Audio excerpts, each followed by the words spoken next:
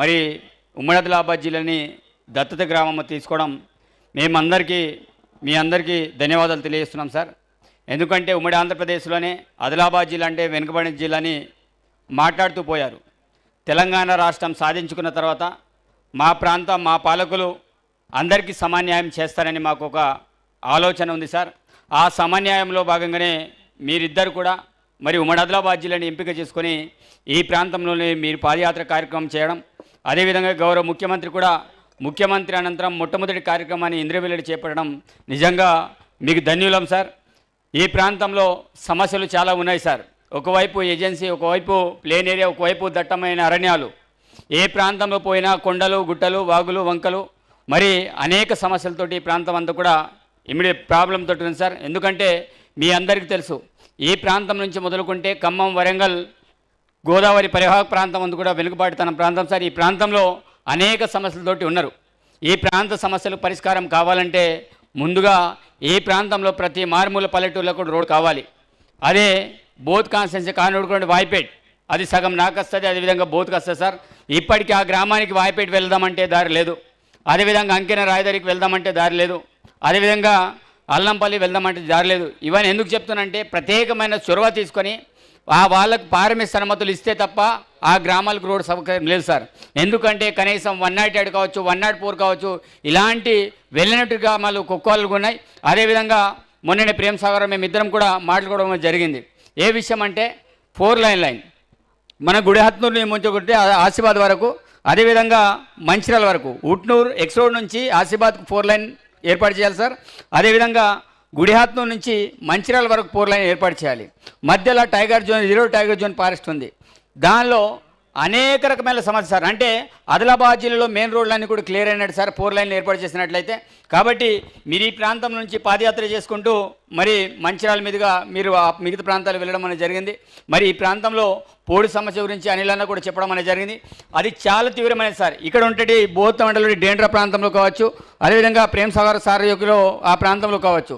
అంటే ప్రస్తుత పరిస్థితుల్లో ఏమవుతుందంటే ఫారెస్ట్ సమస్య తీవ్రంగా ఉంది. కాబట్టి దానికి సంబంధించిన పట్టాలు కూడా ఆ రోజులో అనేక సందర్భాల్లో సర్వేలు చేశారు, కానీ చాలామందికి పట్టాలు రాలే. ఇప్పటికీ దాంతోపాటు సార్ ఈ గవర్నమెంట్ని ప్రతి రైతు నిజంగా రుణపడి ఉన్నారు సార్. ఎందుకంటే మీరు అనుకున్నట్టు ఎంతో కష్టపడి లోటు బడ్జెట్ ఉన్నప్పుడు కూడా మీరు రూపాయి జమ చేసుకొని ఈ ప్రాంత వాసులందరూ కూడా రుణమాఫీ చేయడం అనేది జరిగింది సార్. 150,000 ఈ రైతులందరూ కూడా చాలా హర్షం వ్యక్తం చేయడం అనేది జరిగింది సార్. కానీ చిన్న లోపాలు ఉన్నాయి సార్. ఆ లోపాలు ఏంటంటే కొంత మహారాష్ట్ర బ్యాంక్ కావచ్చు, ఇండియన్ బ్యాంక్ కావచ్చు, అదేవిధంగా చిన్న లోపాల వల్ల వాళ్ళ ఆధార్ కార్డు, బ్యాంక్ ఆధారు, లేకపోతే రేషన్ కార్డు చిన్న లోపాలతోటి కొంతమందికి రుణమాఫీ కాలేకపోయింది సార్. దాని మీద అయినట్లయితే తప్పకుండా ప్రతి ఒక్క రైతుకి రుణమాఫీ కావాల్సిందే. అదేవిధంగా వచ్చిన రైతులందరూ కూడా మేము విజ్ఞప్తి చేస్తున్నాం. మేము ఆ రోజుల్లో ఇచ్చిన ఎన్నైతే హామీలు ఉన్నాయో ఆ హామీలన్నిటి కూడా 100% చేసే బాధ్యత మాది.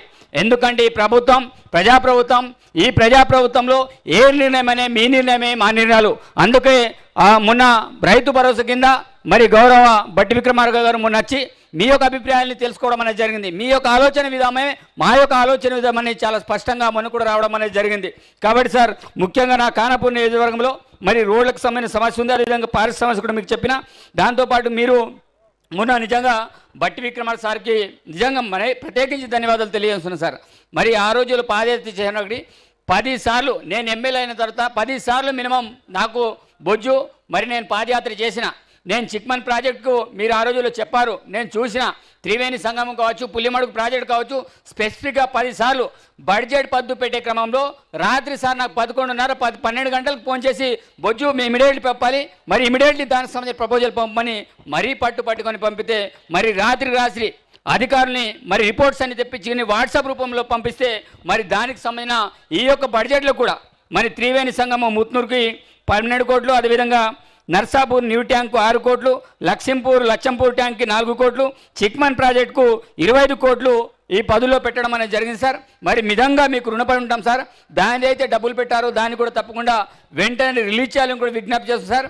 ఫైనల్గా చెప్పేది ఒకటి సార్, ఉమ్మడి ఆదిలాబాద్ జిల్లాలో 10 నియోజకవర్గాలు ఉంటాయి. 10 నియోజకవర్గాల్లో ముఖ్యంగా ఈ బెల్ట్ అయితే పూర్తి స్థాయిలో వెనుకబడింది సార్. దీని మీద మీరు ఎంత నిధులు ఎక్కువ ఇస్తే అంతా ఈ ప్రాంతం అంతా కూడా డెవలప్మెంట్ అయ్యే అవకాశం ఉంటుంది. కాబట్టి తప్పకుండా ఈ ప్రాంతానికి నిధులిస్తే తప్పకుండా ఈ ప్రాంతం కూడా సస్యశ్యామలం అవుతుంది.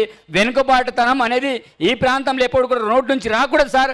ఈ ప్రాంతంలో ఆదివాసులు కావచ్చు, గిరిజనులు కావచ్చు, కులాములు కావచ్చు, టోటీలు కావచ్చు, ప్రధానులు కావచ్చు, ఈరోజు ఈ ప్రజాప్రభుత్వం ఏర్పడింది. ఎందుకంటే సార్ ఈ ప్రాంతంలో పూరి గుడిసెల వాళ్ళకి ఇంద్రమ్మలు ఇచ్చింది మన పార్టీ సార్. మరి ఈ రోజుల్లో ఎవరు కూడా ఇల్లు లేనటువంటి పరిస్థితితో ప్రస్తుత పరిస్థితులు ఇల్లులు కూడా కట్టనటువంటి పరిస్థితి, అడవికి పోనటువంటి పరిస్థితి.